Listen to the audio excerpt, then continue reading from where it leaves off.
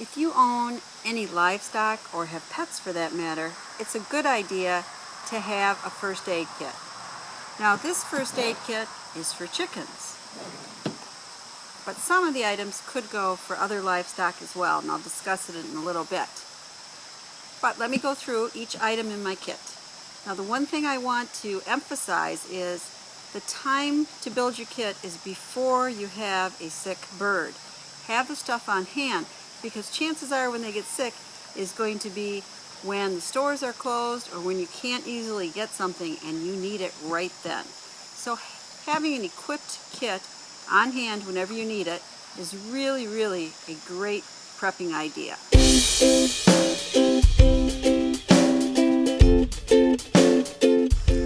One of the prime things for your kit should be a good reference book.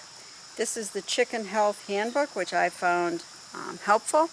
And of course, most of us find a lot of information on the internet also, but if it's a power loss and the internet is down, you need an old-fashioned book.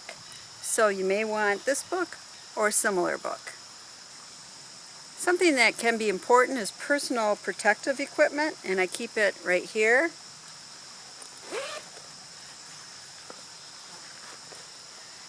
A dust mask is always a good idea.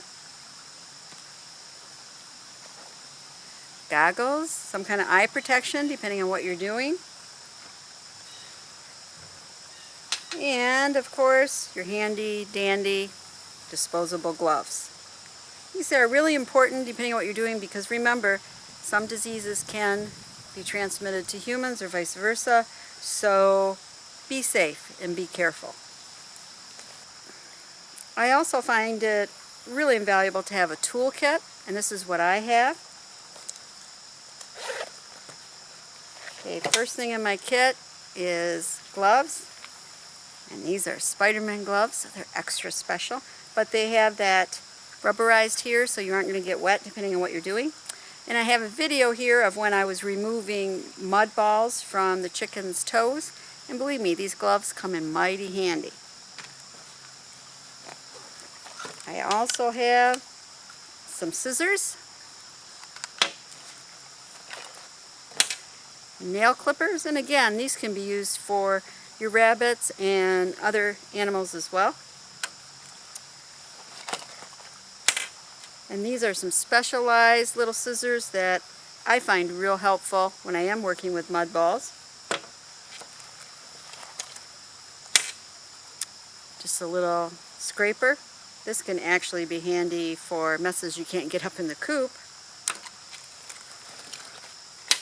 And this is a utility knife, and again, really, really helpful for chicken mud balls. So that's what I keep in my toolkit. Something else is some old towels, because depending on what you have to do, you're going to have to hold the chicken and maybe wash them. So have some towels in your kit. You might also want some baby wipes to clean them up. You can get 32 of these wipes for $1 at the Dollar Tree. Very reasonable. Good thing to include in the kit. Okay, I'll go into some nutritional things. This is Electrolytes and Probiotic. And those are just those little packets. This is the probiotic, and this Electrolytes. Really helpful for new chicks, and maybe if your chicken was having some kind of distress. And similar purposes is Poultry Nutri-Drench. Very good if your chicken isn't eating like they should. You want to keep this on hand. Now we'll get more into wound care. You know, you want the Neosporin or triple antibiotic. Good idea to have on hand some hydrogen peroxide. You might also want some wound and skin care. This is Vetericyn Plus. People say this works very well.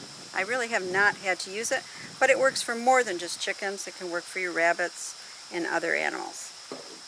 And then Vet Wrap, again, works for all of your animals and humans too. Good idea to have some in your kit.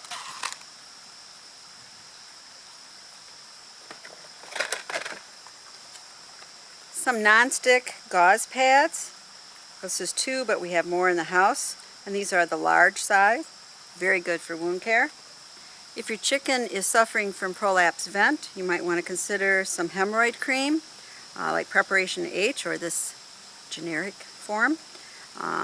It's very good for lessening the swelling. And if you have rabbits, you can also use this on sore hocks. Then you might want to keep some super glue gel available in case you have a broken beak that you can fix yourself. It's a great idea to keep on hand some quick stop Styptic powder when you're nail clipping or doing something else and get a little too close and nick it and it starts bleeding. This helps stop the bleeding. Works great also for any other animal that you're and then I always keep some petroleum jelly. In the winter sometimes you might want to put this on the chicken's comb so they don't get frostbite. So I keep it right out there. Now for a little recap. In the chicken first aid kit, keep a reference book. In my case, I have the Chicken Health Handbook by Gail, Damerow.